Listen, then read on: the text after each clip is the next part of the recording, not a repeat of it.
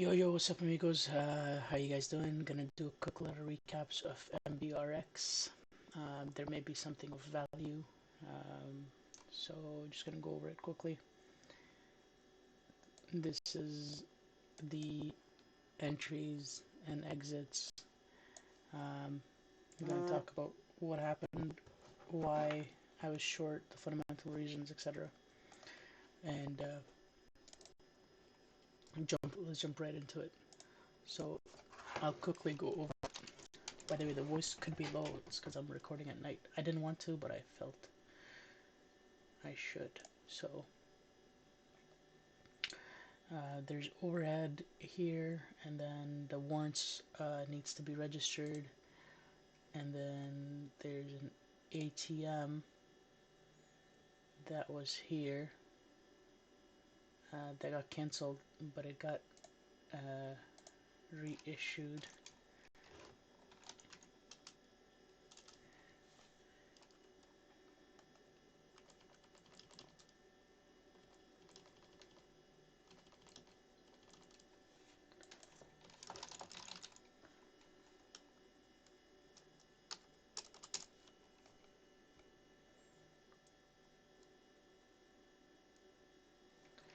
There's a 15 million ATM. Yeah, there you go. Okay.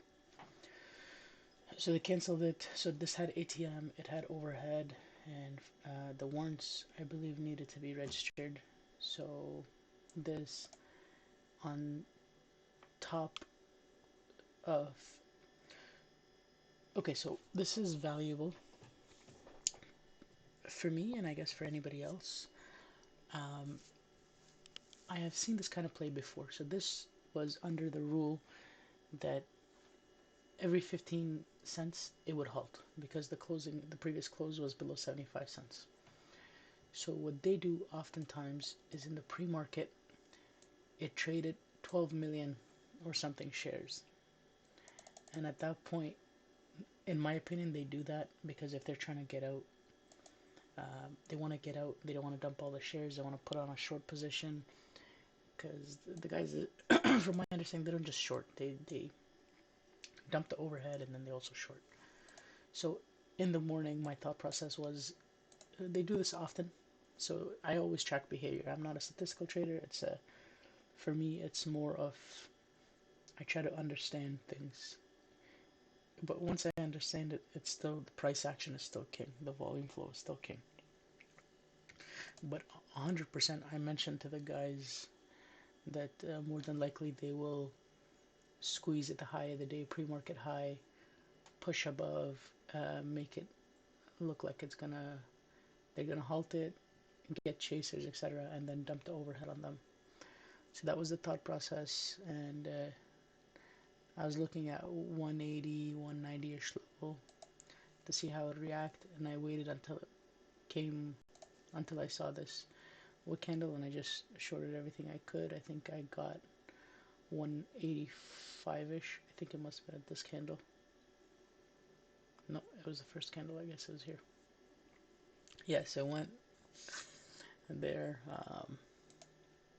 So that was the entry. So the goal was to hold till the end of the day, and then there's also some statistics in here which I utilize to... I don't use statistics, but it's always I keep an open mind. So the average low, relatively based on statistics, it would have been around like 121 or something like that.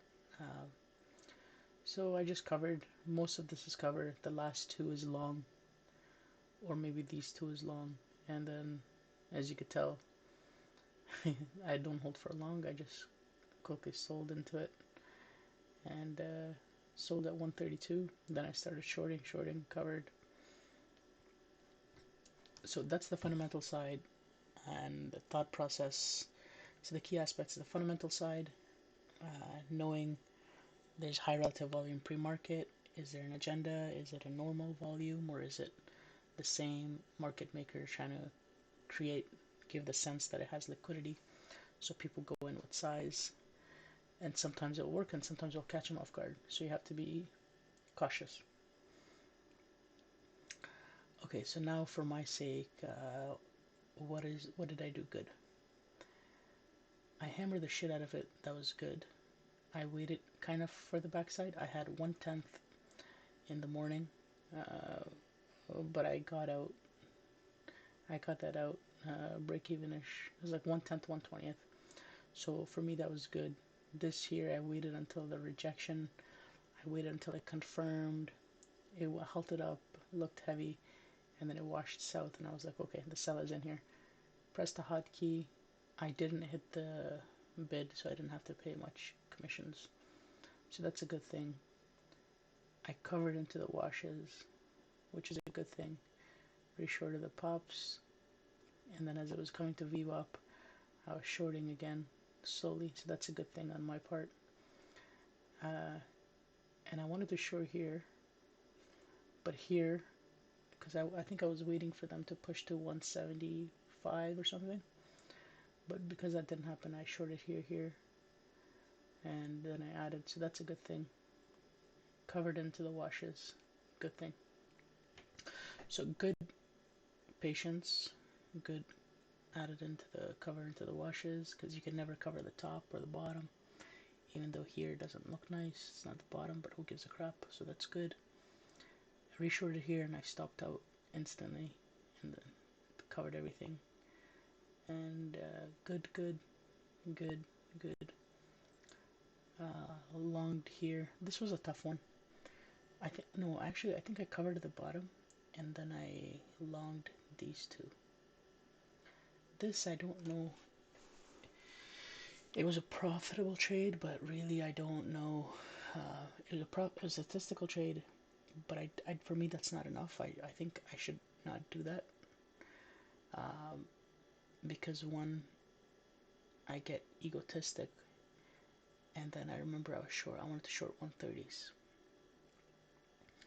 and because I was like, but what happens is sometimes I get caught, so I should not do that as much. Like where I go short, and then I go long, and then I go short again, thinking that I'm subconsciously gets to my head. I think I'm the SHIT, which is not the case. So this is something that I need to improve on. I mean, I like the long. When it reclaimed 120 something, I had a really good feeling that it would bounce, and that's why I took the long. I was hesitant. So that's an area of improvement. I slowly scaled in. Cover into the wash is a good thing. Shorted. I stopped out. That's a good thing. Yeah. So here, I had shorter thinking that we're gonna break the low of the day. Shorted the spikes. Pretty sure I was full size. I didn't panic cover, but I didn't want to risk too much. I was like 132. I'm gonna stop out, and then I reshorted to smaller size or full size. I think full size or whatever I covered here. I went yeah. Whatever I covered here, I reshorted here. So technically, is that a mistake? Yeah, that's a mistake.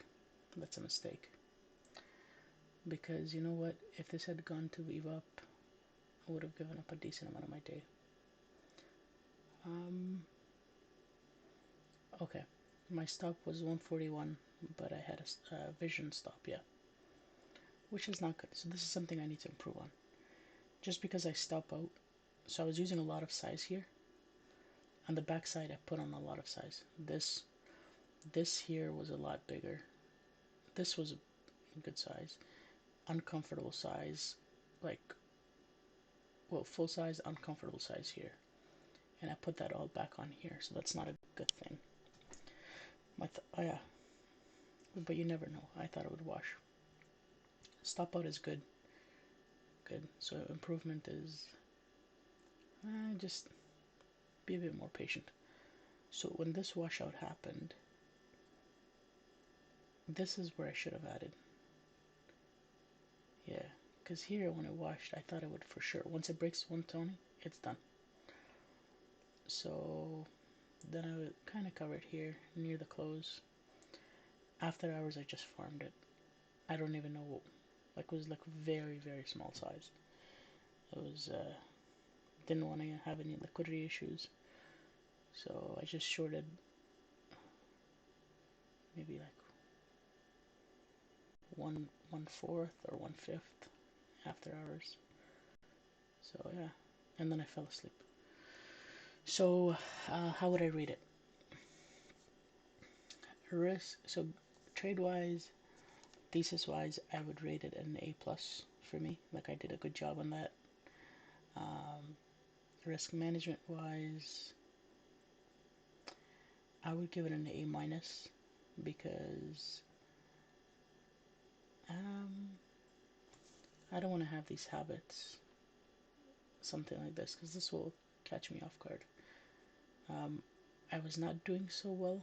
Like I was doing well in terms of P&L. Like I've been making like 10, 12 R for the past few days, but I noticed that I was slipping up on my risk management. So I have to make a mental note of that. And what I'll do is I'll talk to my broker and I'll reduce my risk, hopefully only to like negative 11R or something. So risk management wise, I would say A minus. A minus, yeah. Hope this is helpful. Have a wonderful day. And by the way, just a heads up, in so there's a person that more than likely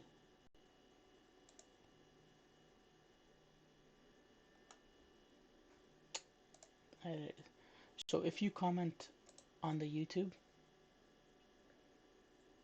if you comment on the YouTube, more than likely I will uh, do something like that. Like I'm asking this person if they want to jump on a call. Yeah, if they want to jump a call and do one-on-one free session, I don't charge. Anytime I do good, my philosophy is to give back. When I don't do good, I cry in my sleep. I'm just kidding. But yeah, if you enjoyed it, it was beneficial. I share with somebody that it benefited from, because there's no way in hell I'm going to make money from YouTube, but at least it feels good that uh, time spent is beneficial and it's helpful. And put the notification bell on if you make a comment. I want to see if I can give back, and from my experience, if I could help out. So yeah, have a wonderful day, guys. Take care. Bye.